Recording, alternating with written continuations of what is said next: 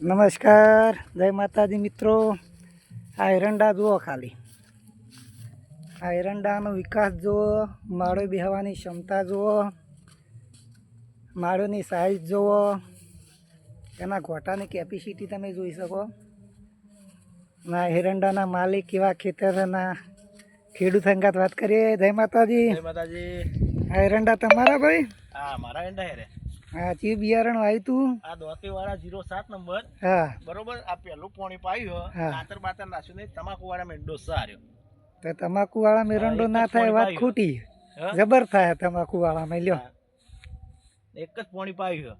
1 રૂપિયાની લોમ ખર્ચો કર્યો નહીં, ખાલી પેલું બિયારણ સિવાય. બિયારણ ના સિવાય.